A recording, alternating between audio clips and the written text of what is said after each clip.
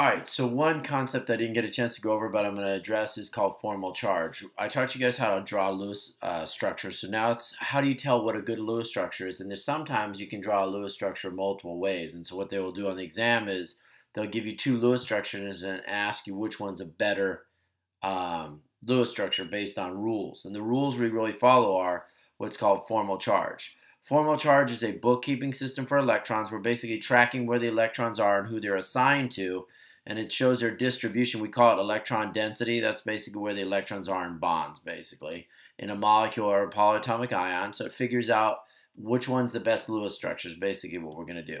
So when we come over here, the first thing you do, it's very simple to find a formal charge. You're going to find it for each element. So what you do is you take the number of valence electrons for each element. So you take it right off the periodic table. I'm going to show you.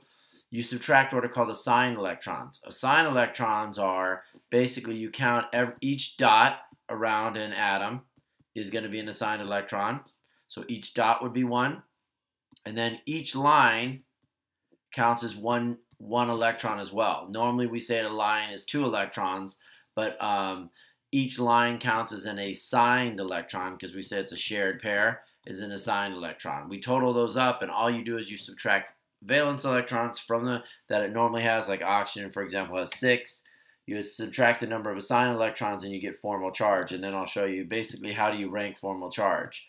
The best situation for a Lewis structure is all the formal charges should be 0. So if you have two Lewis structures and you're trying to interpret which Lewis structure is better, the best situation is where all formal charges are 0. The next best situation is where the most electronegative atom, and remember focal and brick ship, we learned that, should have the most negative charge, meaning if it's the most electronegative, if anyone's likely to get more or extra electrons, it's going to be the one that's the most electronegative. That's the way we basically apply this, okay? So here's a situation like here. Let's say I was going to do a formal charge of carbon dioxide. So here's my carbon dioxide molecule. So I'm going to start with this oxygen right here. If I look at this oxygen right here, it normally has 6 valence electrons on the periodic table. I'm going to look at assigned electrons. So assigned electrons, each dot counts as an assigned electron, and then each line would count as an assigned electron. So when I look at this, I have basically 1, 2, 3, 4 dots, and then each line is going to count as one more assigned electron and one more. So it's a total of 6. So 6 minus 6. So for oxygen, we would say its formal charge is 0. Look at carbon here. Carbon normally has 4 valence electrons. If you look on its assigned electrons, each line counts as 1. So there'd be 1 there, 1 there, 1 there, and 1 there. 4 minus 4, carbon would have a formal charge of 0.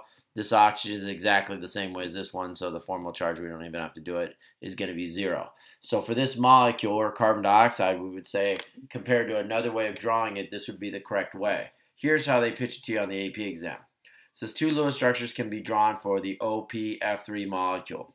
You have structure 1 and structure 2. First thing they ask is about sigma bonds. Well, how many sigma bonds and pi bonds are in structure 1? Remember, sigma bonds are the first bonds that form. So like if I did this, I'll pick a different color. Do this in like red. That would be a sigma, sigma, sigma, sigma. So it has 4 sigma bonds. And then the pi bond is the second bond or third bond that forms. So like in a double bond, there's 1 pi and 1 sigma. So we would say the overall answer to that one is 4 sigma and 1 pi bond.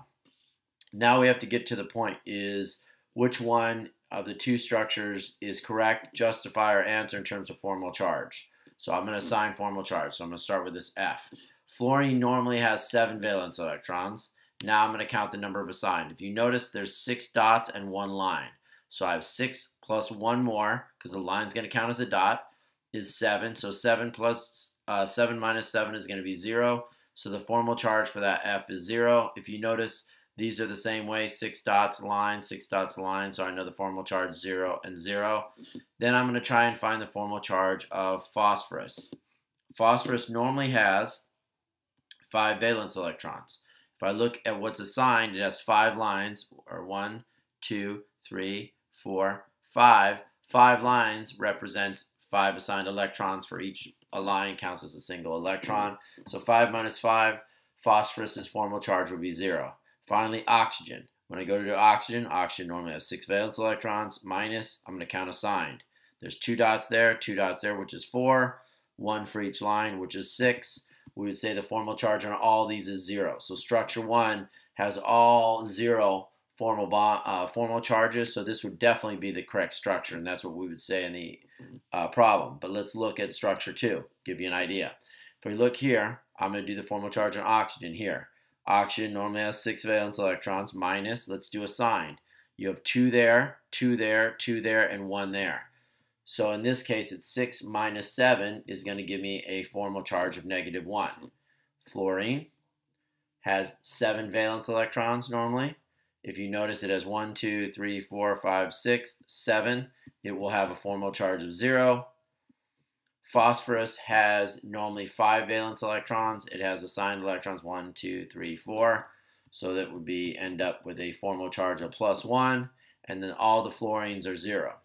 The key is the best structure is going to have formal charges all 0. If not, the most electronegative atom is the one that should have the most negative formal charge. Here, fluorine is the most electronegative atom, yet oxygen has a formal charge of -1. That shows you that there's a flaw in the Lewis structure. So that's what you have to do. So basically, in summary, the first thing you want to do is remember formal charge is going to be valence electrons. So we take valence electrons right from the periodic table minus assigned electrons.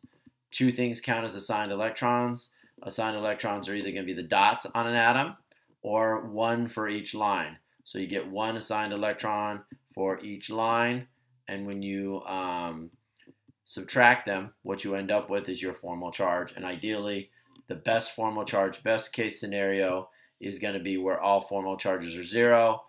Next best situation is the most electronegative atom should have the most negative charge. So on this AP question, we would definitely say that structure 1 is a better way to draw the Lewis structure based on the concept of formal charge. All right? Hope this helps.